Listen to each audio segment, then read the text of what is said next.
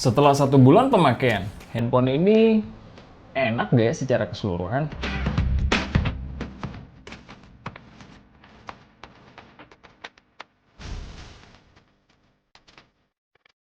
Hai Smart Buyer, gue Rizky. Kali ini kita akan full review untuk Infinix Note 10 Pro NFC. Kira-kira gimana dengan performanya? Let's check this out! Untuk 1 bulan pemakaian, impresi kita untuk desainnya love-hate. Kita mulai dulu dari apa yang kita suka. Pertama, finishing back covernya yang cakep banget. Warnanya lembayung, plus ada gradasinya yang bikin HP ini saat digenggam gak berasa licin. Udah gitu, kita nggak akan pusing lagi dengan bekas sidik jari. Kalau untuk frame kameranya sendiri, ya oke lah. Vibe-nya kayak ngeliat frame kamera Samsung nggak sih? Terus frame kameranya dibuat cukup bumpy dengan 2 layer. Layer paling atas untuk 4 lensa dan 1 flash. Dan untuk layer terbawah untuk accent tulisan AI Quad yang cukup menambah kesan kemewahannya. Bagian yang kita nggak suka yaitu bodinya yang terasa nggak sesolid kelihatannya. Karena saat kita tekan back covernya ada bagian kopong gitu. Gak tahu kenapa Infinix suka bikin space kosong gini. Terus kalau secara personal dimensi yang gede kayak gini bikin lumayan gak nyaman dipegang lama-lama. Plus karena beratnya yang nyentuh di 207 gram. Kalau di bagian depan HP ini sudah menggunakan layar bertipe punch hole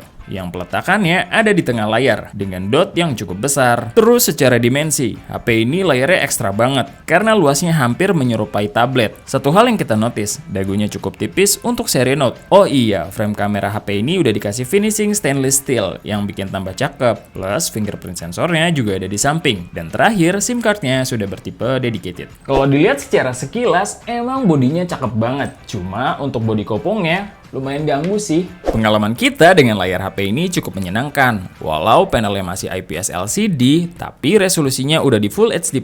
Terus refresh rate-nya udah di 90 Hz. Kalau kita pakai nonton, ya warnanya nggak akan se-immersive dan se-vivid persaingnya di Redmi Note 10S yang pakai panel AMOLED. Jujur aja, kayaknya ada yang salah kalibrasi deh di layar HP ini. Settingan warna merah di layar HP ini berasa telak banget, jadi berasa kemerahan sekali. Sisanya udah cukup oke. Terus yang menyenangkan, refresh rate-nya udah di 90 Hz. Cukup asik dipakai nge-scroll di media sosial karena pergerakannya jadi lumayan smooth. Kita juga punya opsi set refresh rate-nya, mau di fix atau adaptif. Saat bermain game pun kita ngerasa nggak ada touch delay. Bisa dibilang cukup cepat lah respon layarnya, walau layarnya cuma support di 5 sentuhan. Kalau untuk speakernya sendiri sudah menggunakan stereo speaker yang suaranya cukup menggelegar. Dipakai saat main game juga cukup oke, karena stagingnya cukup luas. Masih lumayan bisa lah bedain step. Kalau dengerin musik juga cukup mumpuni. Bassnya tetap terasa nendang, clarity-nya bagus, vokalnya clear dan treble-nya cukup kencang.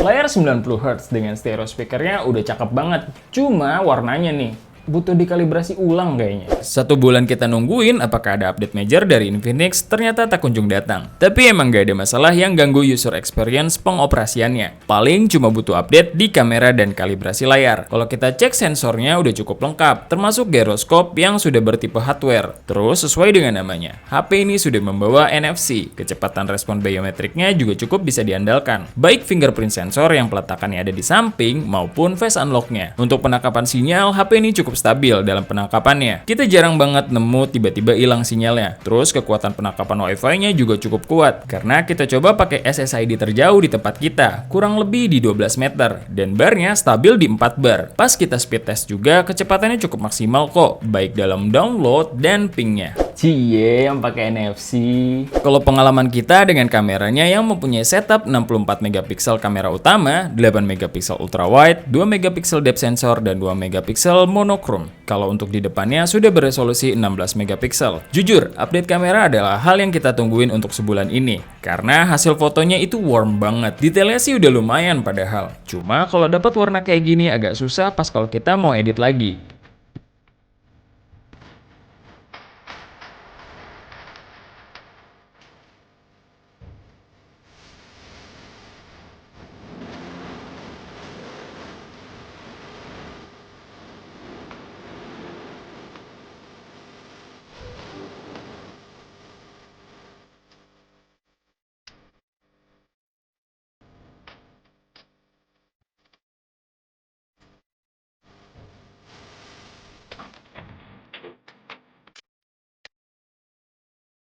Hasil ultrawide-nya juga jadi halus banget. Kayak yang penting ada aja di HP ini. Kalau hasil bokehnya sih udah cukup dalam, rapi banget sih enggak lah.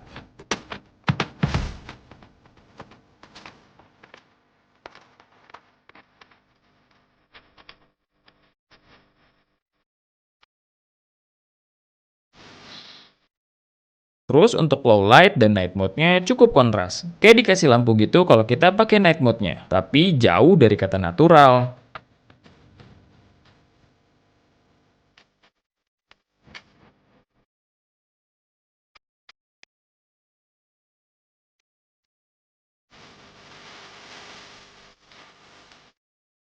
Kalau hasil kamera depannya beda lagi nih. Di sini jadi merah. Detailnya bagus, cuma masalah warnanya. Waduh, bokehnya agak kurang enak sih dilihat mata, sama kurang rapih juga. Pindah ke perekaman video, kamera belakangnya bisa merekam di resolusi 4K. Di resolusi ini bisa dibilang cukup detail. Warnanya cukup enak dilihat. Terus kalian juga punya opsi di 1080p 60 fps kalau kalian lagi butuh bikin slow-mo.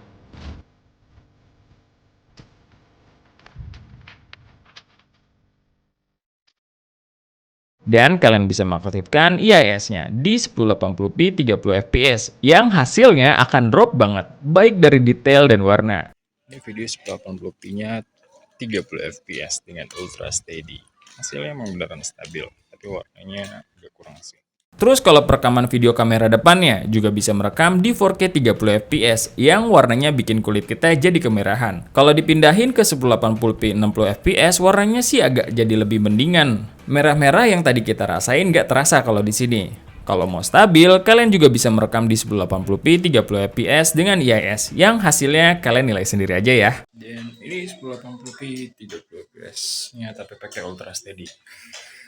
Hasilnya emang stabil tapi detailnya turun dan ini kayak jadi di crop. Kalaupun Infinix mau update handphone ini, bagian kamera harus jadi yang utama ya. Untuk performa sehari-hari, HP ini dibekali chipset G95, sedangkan untuk RAM-nya 8GB dan storage-nya 128GB. Dan untuk UI-nya sendiri menggunakan XOS 7.6.0 yang berbasis Android 11. Saat kita gaming test, waktu pertama kali datang, HP ini termasuk dalam kategori yang cukup stabil. Skor Antutunya dapat di 360 ribuan, dan di akhir tes pun skornya juga turun dikit banget, menjadi 340 ribuan. Kalau kita mau main Mobile Legends, settingan mentok kanannya udah terbuka, dan feel bermainnya juga cukup lancar. Kita nggak nemuin frame drop, dan semua efeknya bisa terrender dengan baik. Suhunya pun cuma di 41-42 derajatan. Terus kalau untuk CODM maksimal kalian bisa main di medium max. Di atas itu experience-nya udah nggak enak. Suhunya juga ada di sekitaran 42 derajatan. Terus kalau PUBG, kita bisa main di smooth ultra atau balance ultra lah mentok. Gak tahu nih kapan dapat ekstrimnya. Feel bermainnya juga udah asik, mau main di klasik maupun di TDM. Suhunya juga maintain di 42 derajatan. Kalau Genshin Impact, kalian bisa main nyaman mentoknya di low aja. Walaupun sebenarnya settingan defaultnya di medium. Tapi kalau dalam waktu yang cukup lama, hasilnya HP-nya jadi lumayan panas. Suhunya juga maintain di sekitar 42-43 derajatan kalau kalian main di low.